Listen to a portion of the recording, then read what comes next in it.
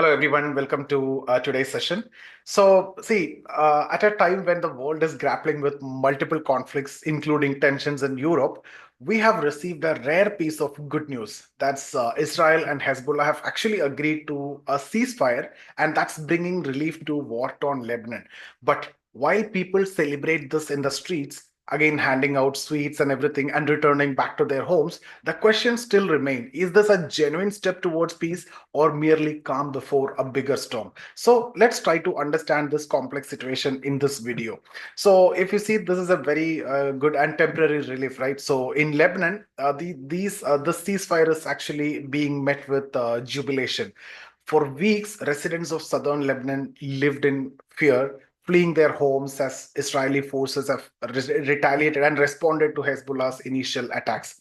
Entire families carrying, only essential belongings sought refuge elsewhere. So worried about, a Gaza-like devastation in Lebanon. Now, with the ceasefires in place, many are cautiously returning home and finding a solace in the hope that the violence will not escalate further. But history reminds us that the ceasefire in this region have often been fragile, breaking down after a few months and reigniting the conflict, and the escalation will be more after some period of time. So let's also discuss about this fragility of the ceasefire, the lessons from the past. So, see, the track record, if you take, of the ceasefire between Israel and its adversaries, such as Hezbollah and Hamas, is far from, a kind of reassuring. Temporary peace agreements have often been followed by a renewed violence and escalated violence. The current ceasefire may offer a short-lived respite, but the underlying tension remain unresolved because the core issues still remain the same. And the residents returning home are again taking a significant risk, as the possibility of renewed hostility is still there, and it is again coming in a very larger way. So, this fragile peace is a stark reminder of the volatile dynamics in the region. So, now let's look at the India stance. See, India have welcomed the ceasefire, viewing it as a positive development for stability in the border region. But question remain about the larger geopolitical implications.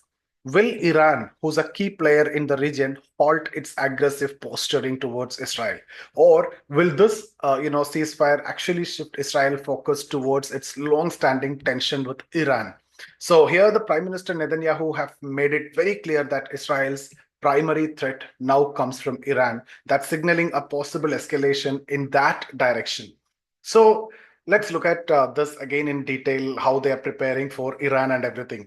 That if you see that Netanyahu's announcement of the ceasefire came with strategic reasoning. So he cited the need to replenish Israel's ammunition stocks, which have been, strained during the recent conflicts. So the Israeli government have also face limitation in obtaining arms from US under the Biden administration.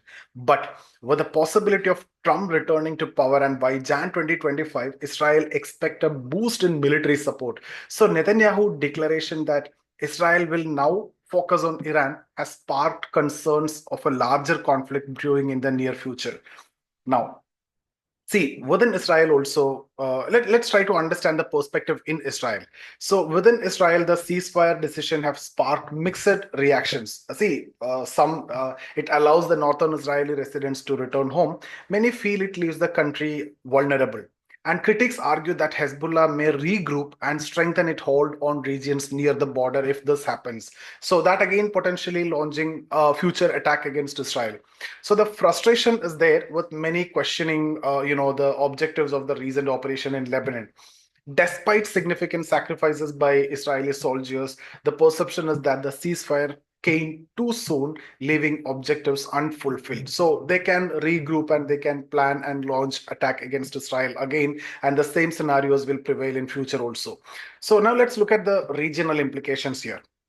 The ceasefire provided, a brief reprieve in region which is plagued by instability. Yet the broader implications, if you see, that remain uncertain. Will this temporary peace pave the way for a lasting stability, or is it merely a strategic pause before a larger conflict involving Iran? So, the international community, including the United Nations, have a crucial role in monitoring and mediating to prevent further escalation in this region. So, for now, the situation demands careful observation as the region could easily tip towards renewed violence also. So, guys, in conclusion, what we can say is the Israel-Hezbollah ceasefire offer a glimmer of hope at this point of time. It is essential to approach this development with caution. So, the coming weeks will be very critical in determining whether this marks the beginning of lasting peace or a prelude to a larger, renewed, escalated war.